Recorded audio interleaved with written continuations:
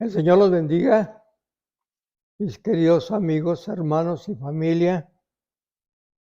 En esta oportunidad, este hermoso sábado, el Señor ha puesto en mi corazón traer un mensaje que ha sido de mucho valor porque me ha dado grandes enseñanzas y fue el primer mensaje que yo traje cuando me oficiaron como pastor, hablar del amor. Pero quisiera, si creo que tengo el tiempo, contarles cuando mi hija, la más pequeña, se casó, no pudieron ir de vacaciones a Cancún y nos dijo a mi esposa y a mí que si podíamos ir. Y nosotros ya teníamos siempre un beliz listo para viajar y fuimos a Cancún. Llegamos en sábado, nos fuimos a cenar al Denny's y estando en el Denny's le pregunto yo a mi esposa, mañana domingo, ¿dónde habrá una iglesita que pudiéramos acudir?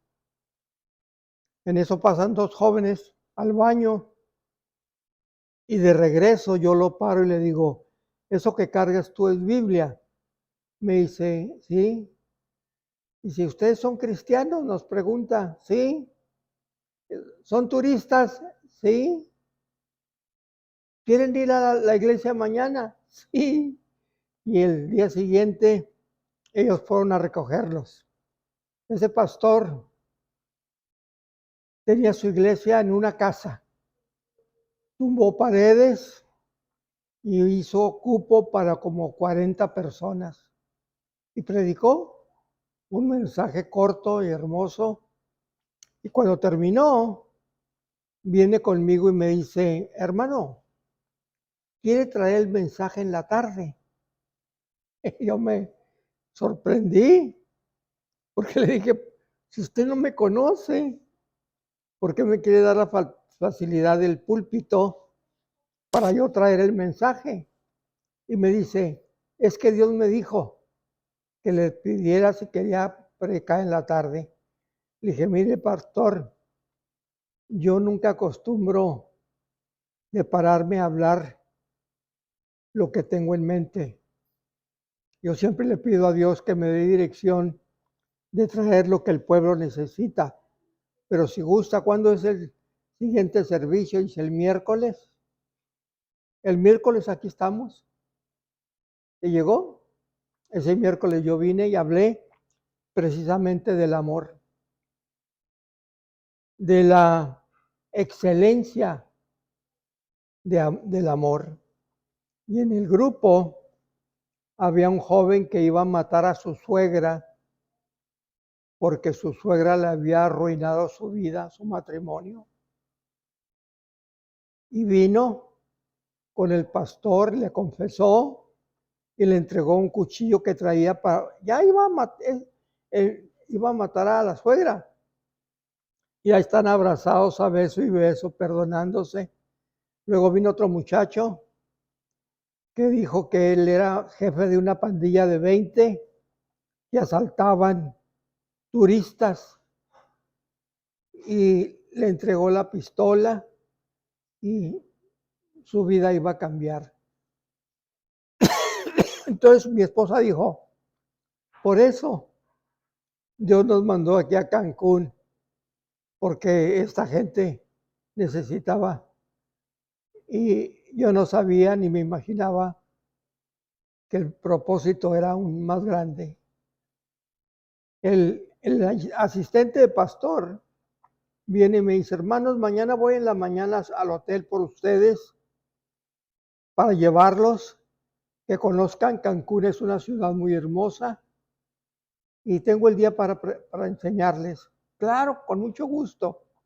Nos preparamos, él llegó en su camioneta, nos subimos, ya estaba ahí su esposa, en eso lo rodean los soldados con rifles y lo bajan y se lo llevan. Quedamos sorprendidos. Entonces la esposa nos confesó, dice, mire hermanos, nosotros vinimos a Cancún cuando todavía no habían negocios, tiendas. Y Dios nos bendijo tanto que crecimos a grado de que teníamos manera de llevar marisco a otros pueblos cercanos. Entonces mi esposo se envalentonó y pidió 5 millones de pesos a esta persona para ampliar el negocio, sin saber que cuando ya teníamos el negocio ampliado, llegó un ciclón, destruyó Cancún y se llevó nuestra tienda, nuestro negocio, nuestro patrimonio. Y este hombre lo vino a recoger porque le dijo, si no me pagas, te vas a pudrir en la cárcel. Y me dice la hermana, hermano, ore por mi esposo. Oren por mi esposo para que el Señor haga algo. Yo nomás 2 veces he dicho el día, porque el Señor me lo ha puesto y le dije, hermana, no se preocupe. Para mañana jueves, el Señor va a contestar. Vamos a orar. Y oramos esa tarde por la situación en que estaban pasando. Llegó el jueves, como a mediodía, tocan a la puerta del hotel, del cuarto donde estábamos, y eran los dos. Y solamente dijeron, el hombre nos perdonó la deuda. A eso fue lo que nos mandó Dios. Un milagro así, solamente Dios. Y yo le doy gracias porque cuando hablo del amor, tengo que hablar de todo lo hermoso del amor de Cristo que Él tiene por nosotros. En 1 Corintios 13, Pablo habla de la excelencia del amor. Padre de la gloria, yo te doy gracias porque esta porción tú me la diste. Y la voy a exponer porque quizá haya alguien que necesita escuchar acerca del amor. Toca su mente, su cuerpo, su alma y su espíritu para que reconozca que en ti, en tu amor, encierra todo. En el nombre de Jesús. Dice Corintios 13, versículos 4 y 5. El amor es paciente, es bondadoso, no tiene envidias, no es jactancioso, arrogante, no se porta indiscretamente o indecorosamente, no se sale con lo suyo, no se irrita, no toma en cuenta lo que le hagan, el mal recibido, el amor. Los primeros versos hablan de ello. Y lo que esta porción de Pablo nos habla, ustedes lo pueden leer después en sus Biblias. Pablo nos habla de aprender a llevar las cargas de unos y los otros. Habla del sufrimiento, de los desánimos que ocasiona muchas veces el apartarse de Dios. Porque el preocuparnos por los demás es parte de nuestra vida. Cuando nosotros encontramos a un hermano o una hermana en la iglesia que nos ha brindado su genuina amistad y nosotros estamos batallando, nos aliviana la carga, el problema, el sufrimiento o el desánimo. La cita del apóstol habla del problema en la iglesia de un hermano que fue sorprendido en una falta, que pecó, y les encomienda a los que son espirituales restaurarlo, pero que lo hagan con espíritu de mansedumbre, tierna y humildemente. Cada uno de nosotros tenemos la responsabilidad de unos con los otros, porque somos familia. Y entre más espiritual, mejor dicho, entre más madurez tú seas en las cosas de Dios, más obligación tienes de llevar la carga de aquellos que están batallando. Yo les voy a preguntar, ¿cómo se consideran ustedes? ¿Ya cristianos maduros o todavía no? Aquellos que ya tienen tiempo en el caminar en el Señor pueden considerarse que están maduros.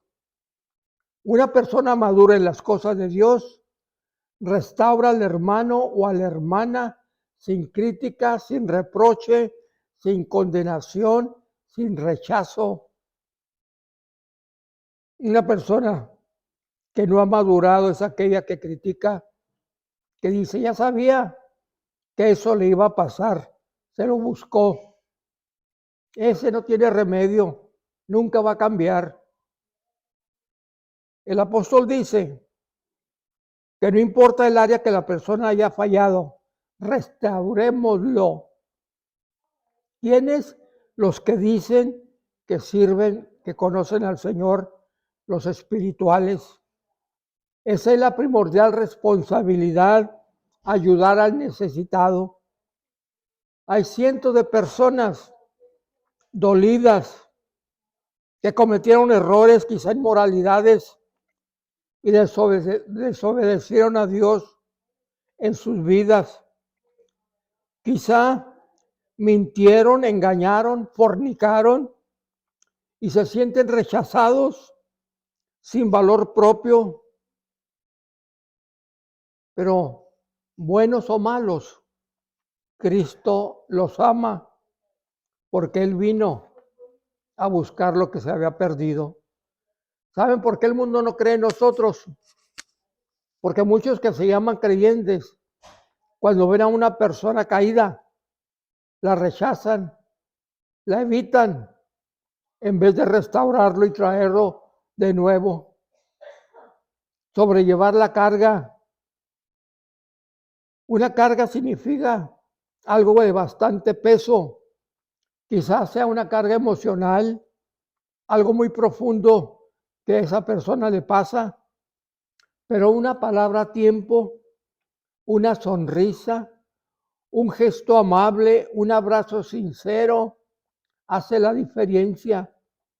Si yo tengo un amigo y yo sé lo que le está pasando por esos serios problemas, sean emocionales o financieros, espiritualmente entre él y Dios, o quizá sea físico o material, escucha, porque el Espíritu te está instando a que hagas algo.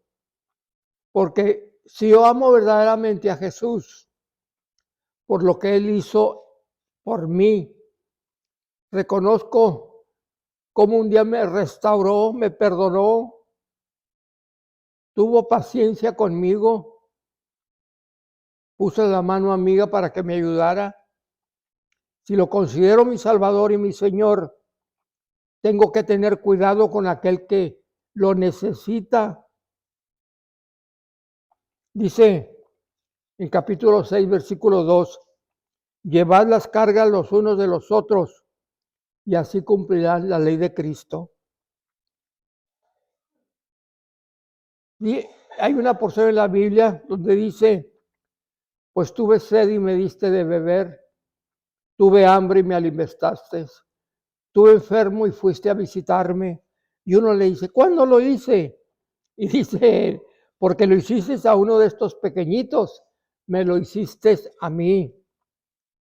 Y en Romanos 15:1, así que lo que somos fuertes, debemos de sobrellevar la flaqueza de los débiles y no agradarnos a nosotros. Cada uno ayude a su prójimo porque es lo que es bueno para la edificación. Gálatas 6:5 dice que cada uno llevará su propia carga. Así que cada vez que tengamos oportunidad, hagamos bien, especialmente a los de casa. Aparte de la obligación de ayudar al hermano, tenemos la obligación y la responsabilidad como familia.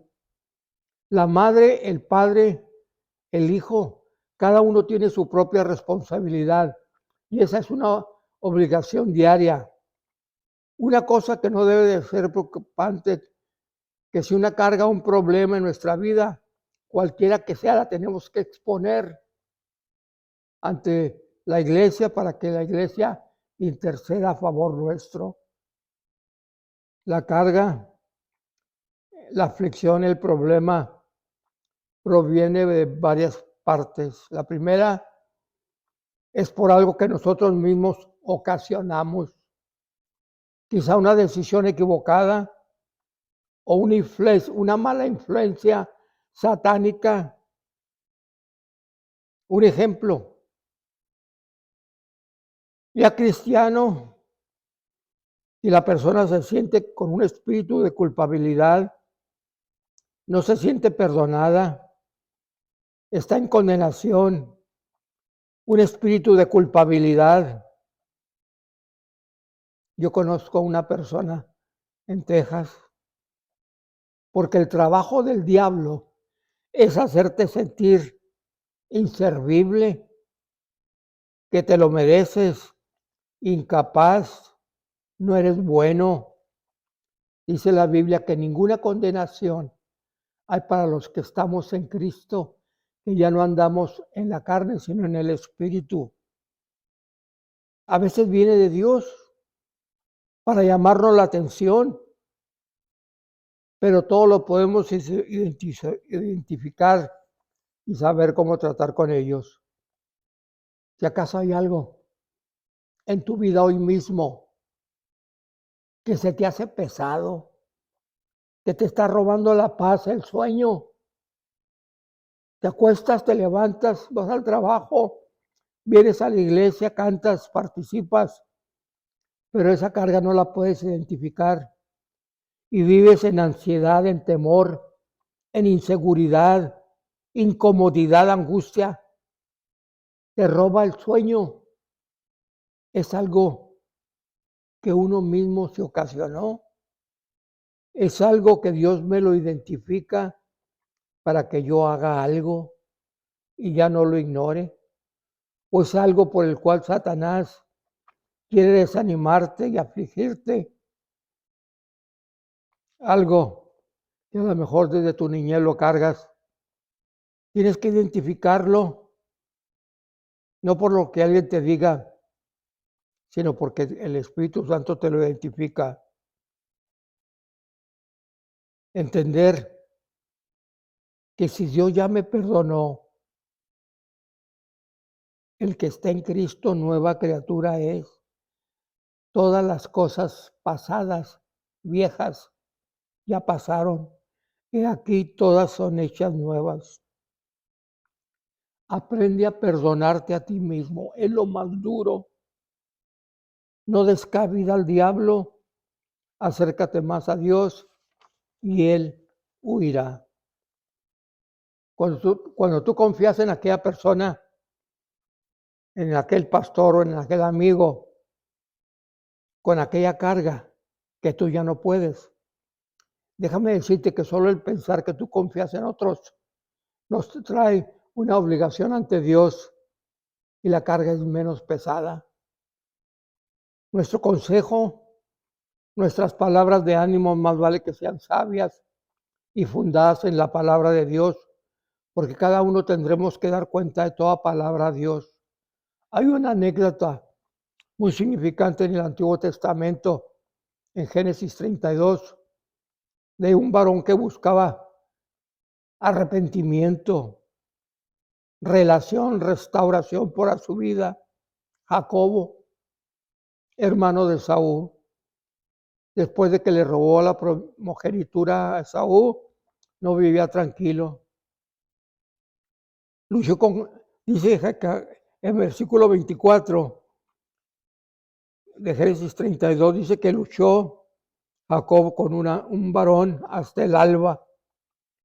Y le dijo el varón, suéltame porque ya raya el alba. Y Jacobo le dijo, no te soltaré hasta que no me bendigas. Y el varón le dijo, ¿cuál es tu nombre? Jacobo le respondió, no lo digas más, tu nombre Jacobo, sino que será Israel, porque has luchado con Dios y con los hombres y has vencido. El significado de Jacobo es engañador, y eso era él. Esa es la diferencia. Jacobo lo que lograba la restauración y relación, luchó con Dios, no contra Dios. El rencor, el orgullo, la obstinación, la rebeldía ciega. Si aquella persona no quiere que le sobrellevemos su carga, esa persona no quiere restauración, menos relación. Si lo que quiero con Dios, si no la quiere con Dios, menos con nosotros. Hay que soltarla y luchar a favor con Dios, que no te ate, que ya no te use. Una enfermedad incurable, una adicción, un hábito. Dios obra, pero no puede hacer nada a un corazón endurecido. En Romanos 2:5 dice que Dios pagará a cada uno conforme a sus obras. Ahora pues, ninguna condenación hay para aquellos que ya no viven en la carne, sino en el Espíritu. Y en Colosenses 1:13 dice, miren qué hermoso, el cual nos libró de la potestad de las tinieblas y trasladó al reino de su Hijo amado, en el que tenemos redención por su sangre y el perdón de todos nuestros pecados. No hay nada más hermoso que tener la paz con Dios. Señor, si alguien que me escuchó estaba pasando por esto, ahí está la respuesta. Si Él vino a ti con un corazón limpio, tú lo has perdonado. Bendícele y desde este momento quita todo eso de su mente, que viva el gozo de la felicidad en Cristo Jesús. Amén.